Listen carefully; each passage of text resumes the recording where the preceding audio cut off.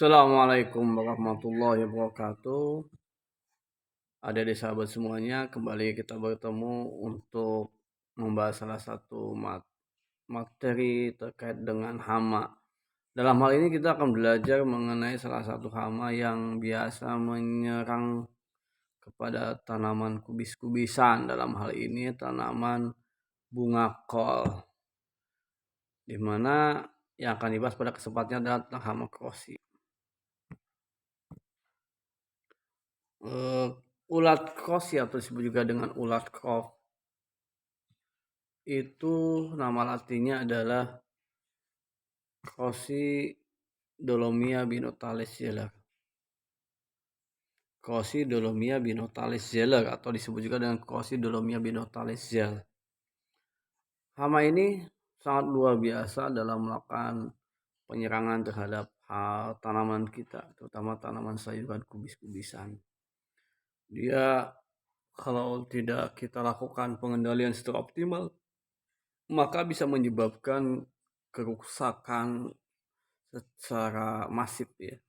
Bahkan bisa menyebabkan kegagalan hingga sampai 100% dari tanaman yang kita budidayakan.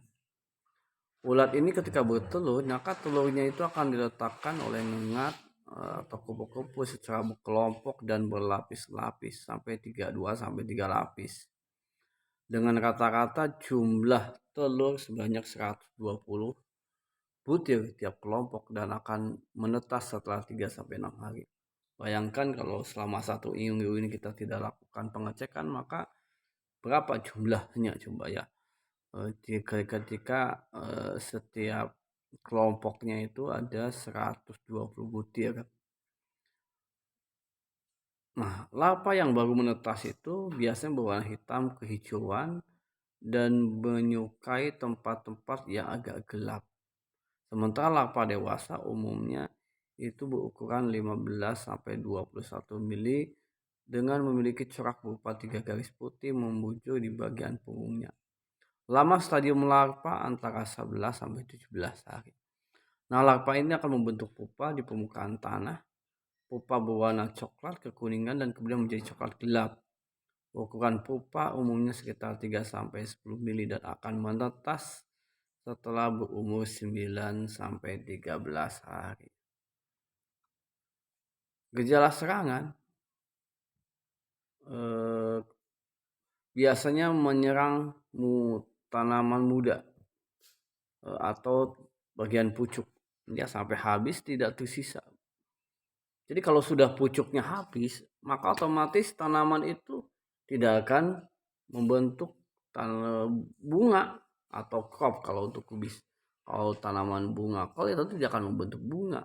Akhirnya ya udah, berarti mengalami kegagalan tanaman kita. Nah, jadi itu.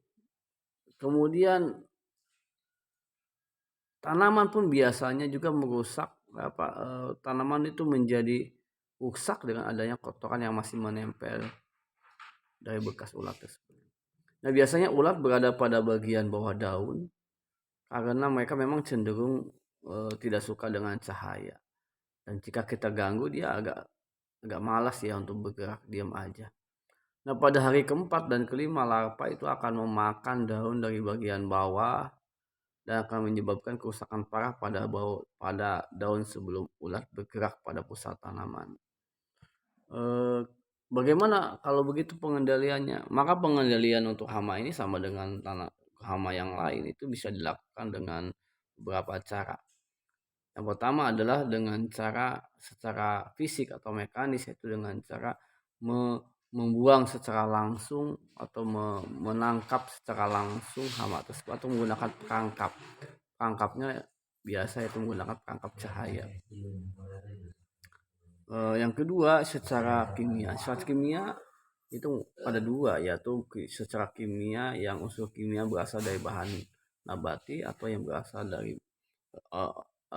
buatan.